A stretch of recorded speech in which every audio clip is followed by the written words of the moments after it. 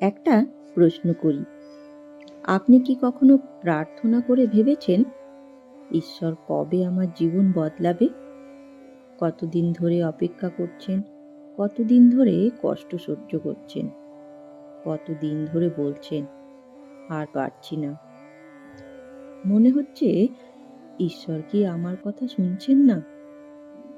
কিন্তু আজ একটা সত্যি জানবেন, ঈশ্বর হঠাৎ করে জীবন বদলান না, তিনি বদলান নির্দিষ্ট সময়ে। ঠাকুর শ্রী রামকৃষ্ণদেব বলতেন, সময় না হলে কিছুই হয় না। আজ আমরা জানব ঈশ্বর কোন 6টি সময়ে মানুষের জীবন বদলান। কিন্তু তার আগে প্রথমে আমরা জানব কেন ঈশ্বর আমাদের অপেক্ষা করান। জানেন, আমরা চাই আজ প্রার্থনা করলাম, কাল ফল পেলাম। কিন্তু ঠাকুর শ্রী রামকৃষ্ণদেব বলতেন, বীজ বুনলে সঙ্গে সঙ্গে ফল হয় না। ঈশ্বর দেরি করেন না, তিনি প্রস্তুত করেন।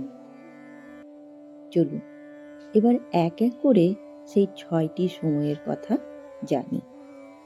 শুরু করছি প্রথম সময় দিয়ে, যখন আমরা সম্পূর্ণ ভেঙে পড়ি।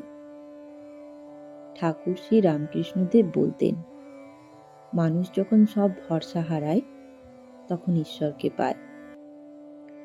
আমরা যতদিন মানুষ, টাকা, সম্পর্ক এই সবের উপর ভরসা করি ততদিন ঈশ্বরকে সত্যি করে ডাকি না। আমরা ভাবি এটা ঠিক হয়ে যাবে, ওটা ঠিক হয়ে যাবে, কিন্তু একটা সময় আসে সব দরজা বন্ধ হয়ে যায়। কেউ সাহায্য করতে পারে না, কেউ বুঝতে পারে না, কেউ পাশে দাঁড়ায় না। সেই মুহূর্তে মানুষ প্রথমবার সত্যি করে বলে, হে ঈশ্বর, তুমি ছাড়া আমার কেউ নেই। এই ভাঙা মুহূর্তেই শেষ নয়, এই ভাঙা মুহূর্তটাই নতুন শুরুর প্রথম ধাপ। কারণ তখনই ঈশ্বর কাজ শুরু করেন। এবার দ্বিতীয় সময়, যখন অহংকার ভেঙে যায়। ঠাকুর শ্রী রামকৃষ্ণদেব বলতেন, আমি করি ভাব থাকলে ঈশ্বর কাজ করেন না। আমরা সবাই মনে মনে বলি, আমি পরিশ্রম করছি, আমি সফল হব, আমি সব সামলাবো। এই আমি শব্দটা আমাদের সবচেয়ে বড় বাধা। ঈশ্বর তখনই কাজ করেন যখন মানুষ বলে, আমি পারছি না, তুমি পারো। অহংকার ভাঙা মানে দুর্বল হওয়া নয়, অহংকার ভাঙা মানে ঈশ্বরকে জায়গা দেওয়া। এবার আসি তৃতীয় সময়, যখন আমরা সত্যিকারের বদলাতে চাই। ঠাকুর শ্রী রামকৃষ্ণদেব বলতেন, যার সত্যি ইচ্ছে তার পথ খুলে যায়। অনেক সময় আমরা শুধু মুখে বলি, আমি বদলাতে চাই, কিন্তু ভেতরে ভেতরে বদলাতে চাই না। ঈশ্বর তখনই জীবন বদলান যখন আমরা মনের ভেতর থেকে আসে, আমি সত্যিই বদলাতে চাই। যখন আপনি পুরনো ভুল ছাড়তে রাজি হন, পুরনো অভ্যেস ছাড়তে রাজি হন, তখনই পথ খুলতে শুরু করে। চলুন এবার চতুর্থ সময়, যখন আমরা ধৈর্য শিখে যাই। ঠাকুর শ্রী রামকৃষ্ণদেব বলতেন, ধৈর্য ভক্তের সবচেয়ে বড় শক্তি। আমরা সবাই তাড়াহুড়ো করি, আজ প্রার্থনা, কালই ফল চাই। কিন্তু ঈশ্বর সময় নেন, কারণ তিনি শুধু ফল দেন না, তিনি আপনাকে প্রস্তুত করেন। অপেক্ষা করতে শেখা মানে বিশ্বাস করতে শেখা। এবার আসি পঞ্চম সময়, যখন আমরা ছেড়ে দিতে শিখি। আমরা সব কিছু কন্ট্রোল করতে চাই, নিজের দখলে করতে চাই, সব ঠিক করতে চাই, সব নিজের মতো করতে চাই। কিন্তু ঠাকুর শ্রী রামকৃষ্ণদেব বলতেন, যার ভার ঈশ্বরের ওপর তার ভয় নেই। যখন আপনি বলবেন, ঠাকুর সব তোমার হাতে, তখন মন হালকা হয়, আর সেই থেকেই পরিবর্তন শুরু হয়। বন্ধুগণ, এতক্ষণ তো আমরা শুনলাম প্রথম, দ্বিতীয়, তৃতীয়, চতুর্থ ও পঞ্চম।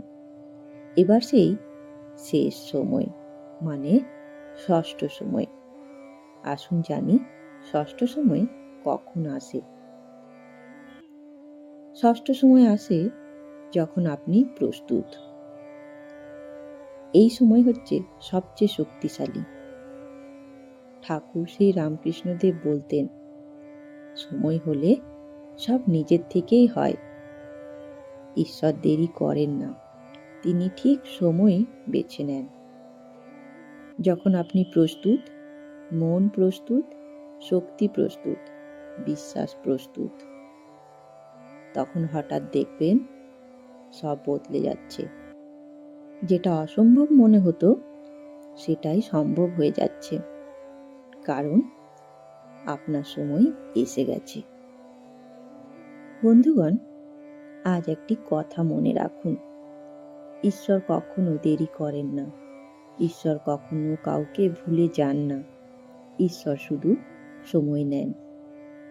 আপনি হয়তো ভাবছেন, আপনার জীবন এখনো বদলানো না কেন? কিন্তু আজ আপনি জানলেন, ঈশ্বর জীবন বদলান নির্দিষ্ট সময়ে। যখন আপনি ভেঙে পড়েন, যখন অহংকার ভেঙে যায়, যখন সত্যি বদলাতে চান, যখন ধৈর্য শিখে যান, যখন সব ছেড়ে দিতে শেখেন, আর যখন আপনি প্রস্তুত হয়ে যান, তখনই ঈশ্বর বলেন, এবার সময় হয়ে এসেছে। ঠাকুর শ্রী রামকৃষ্ণদেব বলতেন, ধৈর্য ধরো, সময় হলে সব হবে। হয়তো আপনার জীবন এখনো বদলায়নি, কারণ আপনি এখনো প্রস্তুত হচ্ছেন। হয়তো ঈশ্বর এখনো আপনাকে তৈরি করছেন, আর খুব শীঘ্রই আপনি বুঝবেন এই অপেক্ষারও একটা কারণ ছিল। আজ থেকে হতাশ হবেন না, আজ থেকে ভয় পাবেন না, আজ থেকে হাল ছাড়বেন না। আজ শুধু একটি কাজ করুন, রাতে ঘুমানোর আগে শুধু একবার বলুন, ঠাকুর, আমি বুঝেছি তুমি সময় নিচ্ছ, দেরি করছো না, আমি অপেক্ষা করব, আমি বিশ্বাস রাখব। বিশ্বাস করুন, আপনার সময় আসছে, আপনার প্রার্থনা শোনা হয়েছে, আপনার জীবনের পরিবর্তন শুরু হয়ে গেছে। আর যখন সেই দিন আসবে, আপনি পেছনে তাকিয়ে বলবেন, সব কিছু ঠিক সময়েই হয়েছিল। ধন্যবাদ, ভালো থাকবেন। জয় ঠাকুর, জয় মা, জয় স্বামীজি।